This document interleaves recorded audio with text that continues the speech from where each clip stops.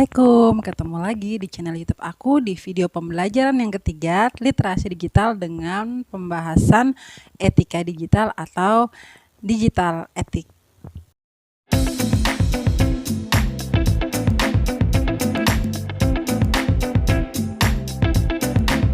Nah, teman-teman, jadi video pembelajaran seri ketiga literasi digital tentang etika digital.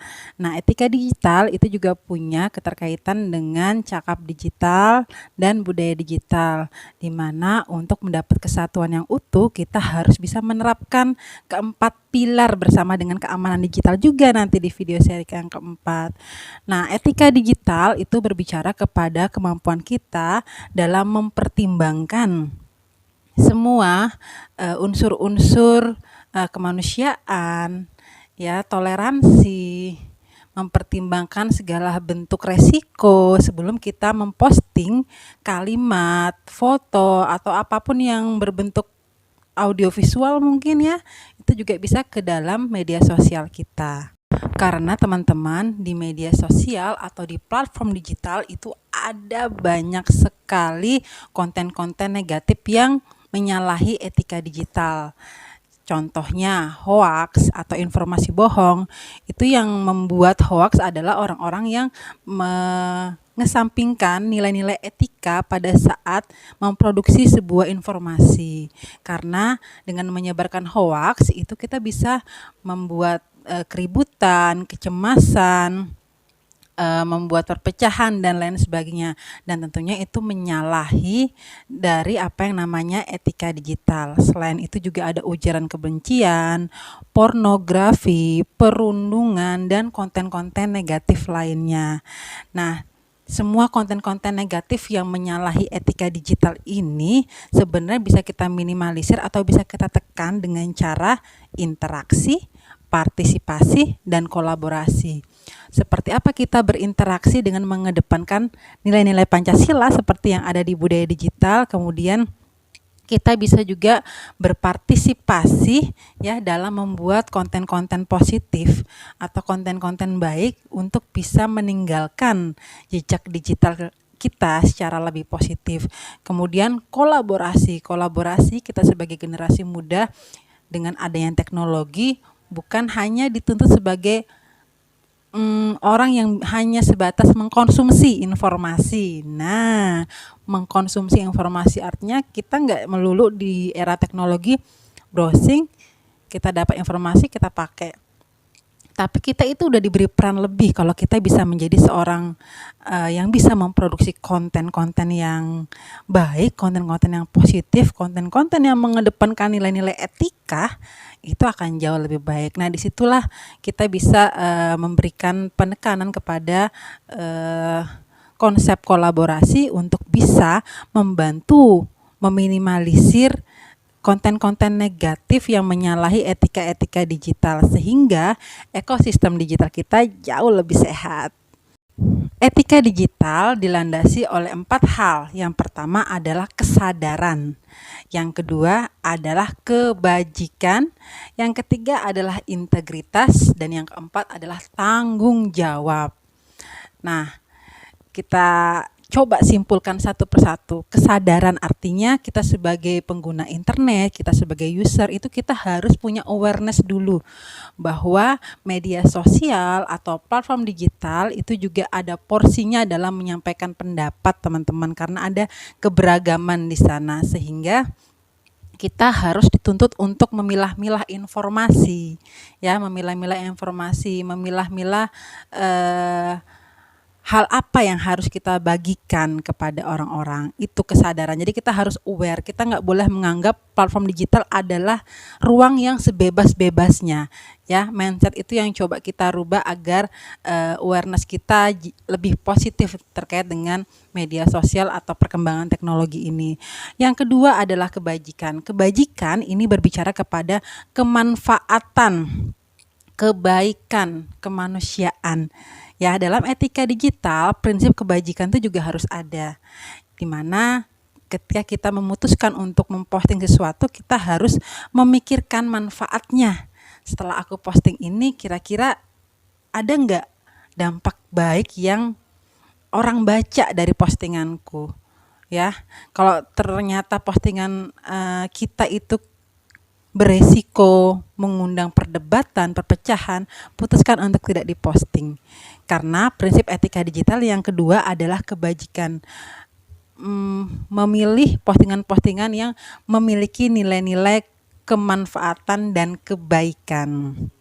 Yang ketiga adalah integritas. Integritas berbicara kepada konsistensi perilaku kita dalam platform digital.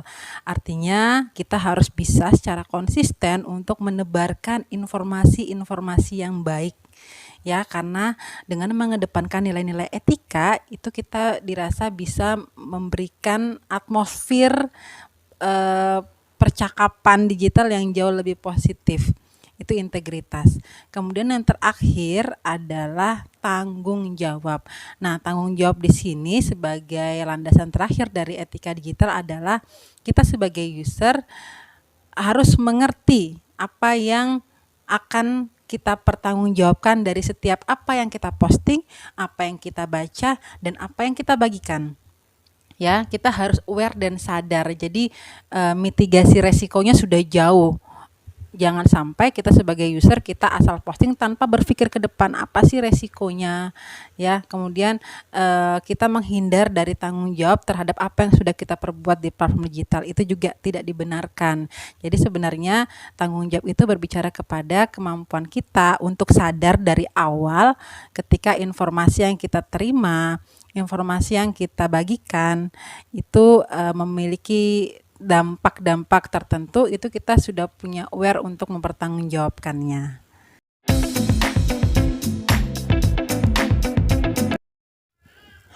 Faktanya, dalam laporan berjudul Digital Civility Index atau DCI dari Microsoft mengumumkan bahwa tingkat kesopanan pengguna internet sepanjang 2020 termasuk negara Indonesia itu masih rendah. Jadi teman-teman, Microsoft mengeluarkan riset ini yang mengatakan bahwa masih rendahnya etika masyarakat Indonesia. Jadi apa sih yang bisa kita lakukan agar kita masih bisa menjaga nilai-nilai kesopanan, adab di dunia virtual? Yang pertama, pahami bahwa ruang digital terdapat banyak keberagaman users atau pengguna. Artinya kita nggak boleh pukul rata nih. Satu user kita samakan dengan kita atau semua pengguna internet. Kita harus memahami perbedaan-perbedaan yang dimiliki oleh para pengguna internet dan harus menyesuaikan gaya komunikasi yang kita gunakan di platform digital. Yang kedua, hindari perdebatan yang tak jelas. Yang terakhir adalah ciptakan postingan yang bermanfaat. Jadi kita bisa memposting sesuatu yang punya nilai kebajikan seperti yang tadi saya sampaikan di awal ya. Etika landasannya adalah kebajikan, nilai-nilai manfaat, kebaikan untuk banyak orang itu lebih diutamakan untuk etika digital. Jadi jangan posting sesuatu yang bisa menimbulkan keresahan dan perpecahan, utamakan yang bermanfaat bagi banyak orang. Biasanya kita sering kepancing ya sama perdebatan-perdebatan kusir yang tak jelas ujungnya di mana, yang tak jelas faktanya seperti apa. Kalau bisa kita jangan ikut campur dalam perdebatan-perdebatan yang tak sehat seperti itu.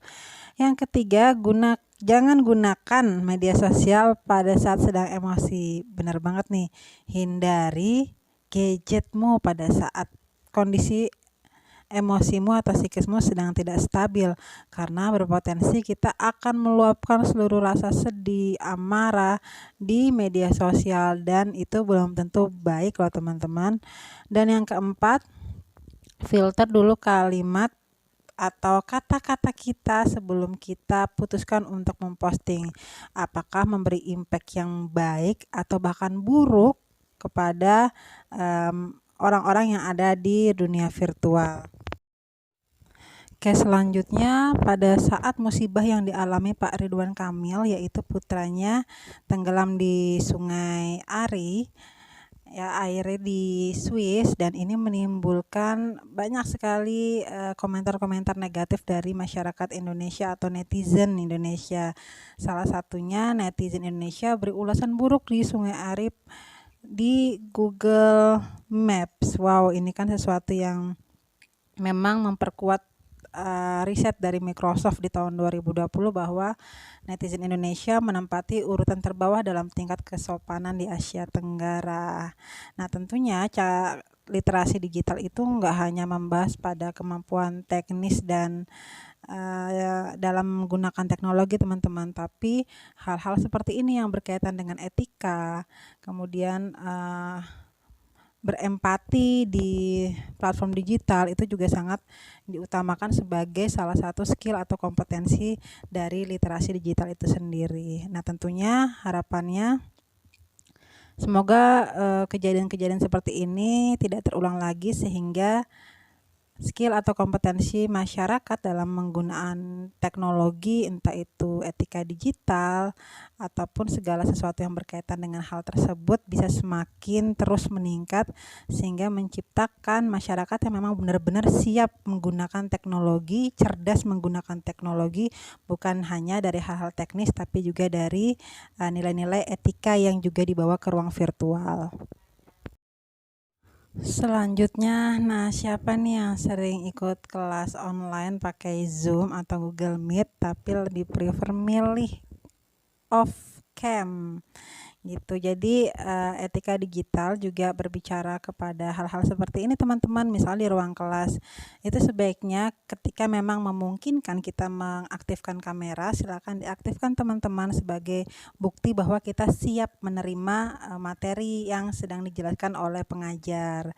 Jadi kita juga harus menuliskan identitas nama lengkap ya, bukan nama panggilan, bukan nama kecil. Itu juga masih sering kita temui. Sebenarnya receh sih teman-teman ya, ini hal sepele, tapi sebenarnya ini juga masuk ke dalam konsep dari etika itu sendiri. Walaupun kita belajarnya secara online nih, pakai teknologi atau menggunakan Zoom, tapi setelah kita on cam tentu kita harus menggunakan atau memakai sikap menyimak. Artinya memang posisi badan kita sejajar dengan laptop sebagai tanda bahwa etika kita siap menerima materi yang disampaikan oleh pengajar. Kemudian untuk menjalin interaktivitas bisa kalian gunakan, optimalkan emoji ya, raise hand ya, untuk atau sebagai bentuk aplikatif ya, bahwa kalian tetap menjalankan nilai-nilai interaksi walaupun di media sosial atau di ruang virtual. Kemudian di Zoom itu kan ada ruang chatnya. Kalian boleh berkomentar, menyampaikan pertanyaan, tapi tentunya ruang chat itu juga harus mengedepankan nilai-nilai etika. Gunakan percakapan yang baik, tidak menyinggung, dan tidak keluar dari konteks pembelajaran. Itu yang terpenting dalam etika digital. Contoh yang terakhir adalah kasus plagiarisme di tingkat SD hingga SMA capai 94%. Wow, banyak banget teman-teman. Ini juga termasuk dalam salah satu contoh kasus penyimpangan atau pelanggaran etika digital yang ada di platform. Walaupun kita menggunakan teknologi untuk belajar, bisa mengakses informasi dengan bebas, tapi bukan artinya kita bablas teman-teman dalam mengambil semua informasi atau menyimpannya secara utuh, tapi tidak memparafrasekannya ke dalam tulisan-tulisan kita kembali. Tentunya itu disalahkan karena itu mengabaikan nilai-nilai integritas, nilai-nilai kejujuran, ya, nilai-nilai tanggung jawab. Itu sama sekali tidak ada dalam kasus plagiarisme. Nah, diharapkan kita bisa menjadi pelajar yang cerdas. Pelajar yang paham bagaimana etika belajar online ya pada saat di ruang virtual, bagaimana etika pada saat mengambil sumber-sumber dari internet. Nah, sebenarnya etika seperti apa sih yang kita terapkan? Yang pertama, kita harus mampu menseleksi informasi pembelajaran yang akurat. Karena kan di internet itu ada banyak sekali informasi-informasi ya, dan nggak semuanya kredibel teman-teman untuk dipakai. Jadi kalian harus punya kemampuan untuk menseleksi ya, sumber belajar mana sih yang paling kalian butuhkan untuk kalian pakai dalam pembelajaran. Kemudian yang kedua, memiliki kesadaran integritas, tanggung jawab saat menggunakan beragam informasi di internet. Nah, ini yang tadi sudah saya jelaskan ya. Jadi, pada saat kita mengakses situs-situs, mengakses beragam informasi pembelajaran, kita harus punya tanggung jawab, integritas, dan kesadaran terhadap beragam informasi yang ada di internet. Pilih yang mana yang mau kalian pakai, yang mana tidak. Seperti itu. Kemudian yang ketiga, menggunakan teknologi sebagai penunjang pengembangan diri. Artinya kalau dalam teknologi itu kita nggak hanya bisa mengkonsumsi informasi saja, tapi kita diberi kesempatan loh untuk menjadi seorang yang bisa juga memproduksi informasi. Contohnya kalau kalian pelajar yang keren, kalian bisa meresum kembali apa yang sudah kalian baca di internet. Cara meresumnya kalian bisa bikin video ya, bikin video sederhana dengan durasi 5-7 menit terkait dengan pembelajaran A. Lalu kalian upload di video YouTube kalian. Wah, itu pasti keren banget. Itu yang namanya pengembangan diri dalam pembelajaran.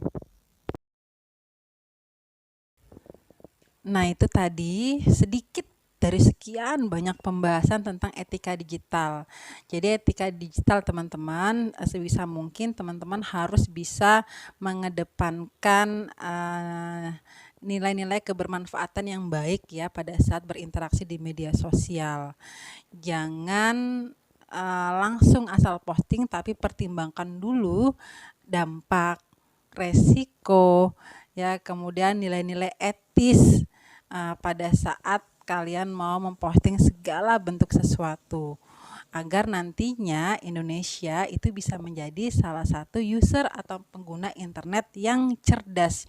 Jadi bukan sekedar cakap atau pandai memanfaatkan beragam platform digital, tapi kita juga secara etika juga ternyata punya kualitas yang baik dalam menyampaikan pendapat, menyampaikan aspirasi, dan lain sebagainya. Nah, itu dia, sekian dulu penjelasan singkat tentang etika digital. Semoga dipahami. Kita ketemu di video pembelajaran keempat. Sampai jumpa, salam literasi.